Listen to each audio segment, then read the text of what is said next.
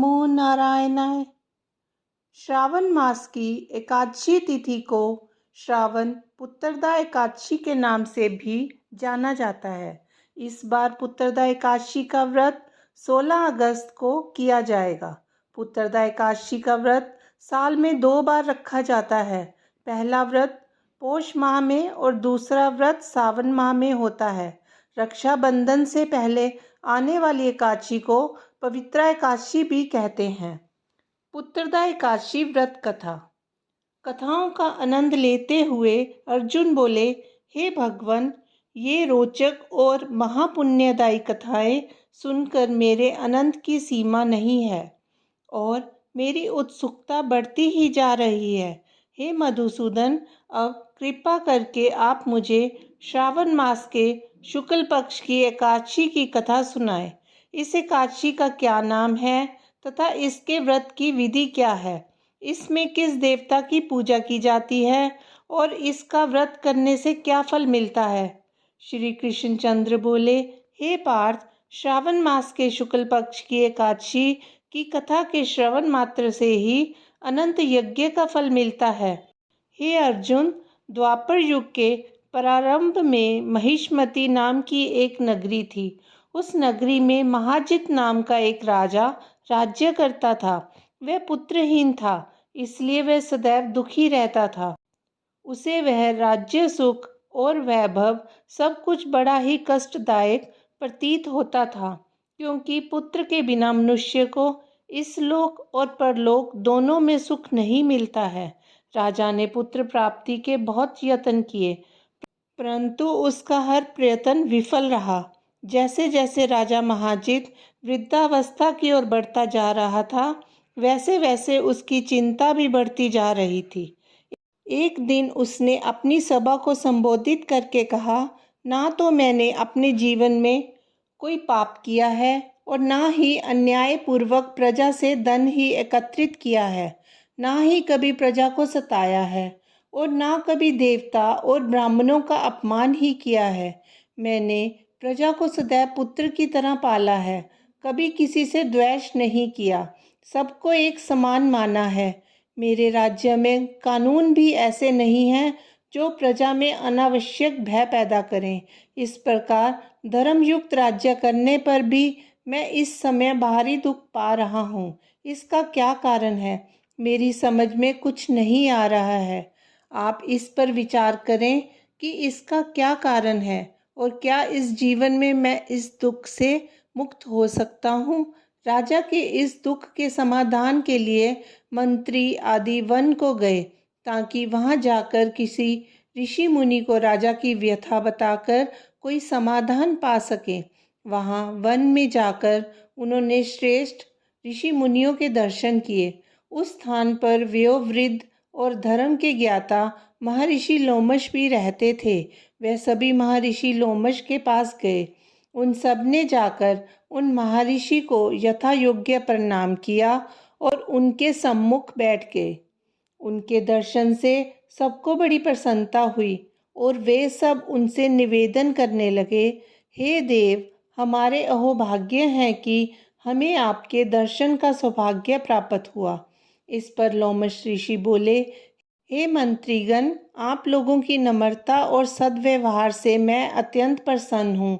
आप मुझे अपने आने का कारण बतलाइए। मैं आपके कार्य को अपनी शक्ति के अनुसार अवश्य ही करूँगा, क्योंकि हमारा शरीर ही परोपकार के लिए बना है। लोमश ऋषि के ऐसे अपनत्व भरे वचन सुनकर मंत्री बोले, हे महर्षि, आप हमारी समस्त बातों को जानने में ब्रह्मा से भी अधिक समर्थ हैं, अतः आप हमारे संदेह को दूर कीजिए। महिष्मति नामक नगरी के हमारे महाराज महाजित बड़े ही धर्मात्म भाव प्रजावत्सल हैं। वे प्रजा का पुत्र की तरह धर्मानुसार पालन करते हैं, परंतु फिर भी पुत्रहीन हैं। हे महर्षि, इससे वे अत्यंत दुखी रहते हैं। हम लोग उनकी प्रजा हैं, हम भी उनके दुख से दुखी हो रहे हैं, क्योंकि प्रजा का ये कर्तव्य है कि राजा के सुख में सुख माने और दुख में दुख माने। हमको उनके पुत्रहीन होने का अभी तक कारण प्रतीत नहीं हुआ, इससे हम आपके पास आए हैं। अब आपके दर्शन करके हमको पूर्ण विश्वास है कि हमारा कष्ट अवश्य ही दूर हो जाएगा, क्योंकि महान पुरुषों के दर्शन मात्र से ही प्रत्येक कार्य की सिद्धि हो जाती है। अतः अब आप हमें बताने का कष्ट करें कि किस विधि से हमारे महाराज पुत्रवान हो सकते हैं। हे महर्षि, ये आपका हम पर व हमारे राज्य की प्रजा पर बड़ा ही उपकार होगा। ऐसी करुण प्रार्थना सुनकर लोमश ऋषि नेत्र बंद करके राजा के पूर्व जन्मों पर विचार करने लगे। वह कुछ पलों बाद विचार करके बोले, हे श्रेष्ठ पुरुषों, यह राजा पिछले जन्म में अत्यंत उद्दंड था तथा बुरे कर्म किया करता था।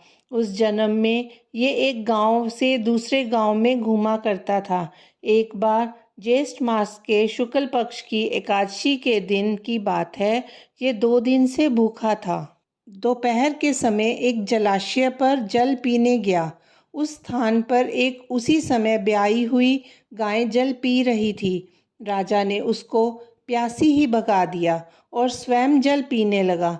हे भद्रजनों, इसीलिए राजा को ये दुख भोगने पड़ रहे हैं।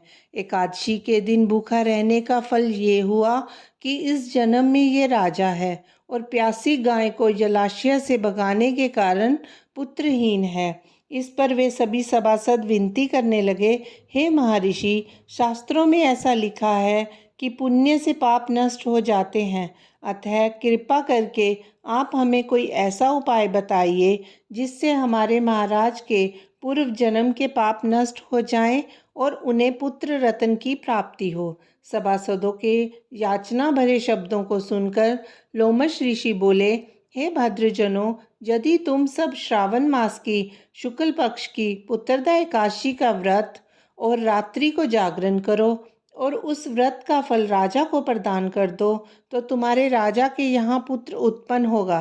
राजा के समस्त दुख नष्ट हो जाएंगे। ये उपाय सुनकर सभी सभासदों ने महर्षि को कोटि कोटि धन्यवाद दिया तथा उनका आशीर्वाद लेकर अपने राज्य में लौट आए। तत्पश्चात उन्होंने लोमश ऋषि की आज्ञा अनुसार पुत्रदा एकादशी को विधि पूर्वक व्रत किया और द्वादशी को उसका फल राजा को दिया। उस पुण्य के प्रभाव से रानी ने गर्भ धारण किया और 9 महीने के पश्चात ही उसके एक अत्यंत तेजस्वी पुत्र रत्न पैदा हुआ। हे अर्जुन, इसलिए इस एकादशी का नाम पुत्रदा पड़ा। पुत्र की इच्छा रखने वाले मनुष्य को चाहिए कि वे विधि पूर्वक श्रावण मास के शुक्ल पक्ष की एकादशी का व्रत करें। इस व्रत के प्रभाव से इस लोक में सुख और परलोक में स्वर्ग मिलता है।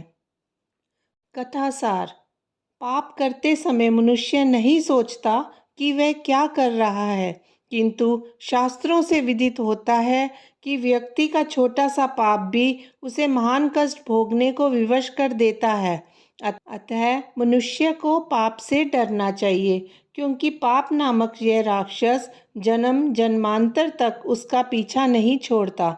व्यक्ति को चाहिए कि सत्यव्रत का पालन करते हुए ईश्वर के प्रति पूरी निष्ठा रखे और ये बात सदैव याद रखे कि किसी के दिल को दुखाने से बड़ा दुनिया में कोई पाप नहीं है।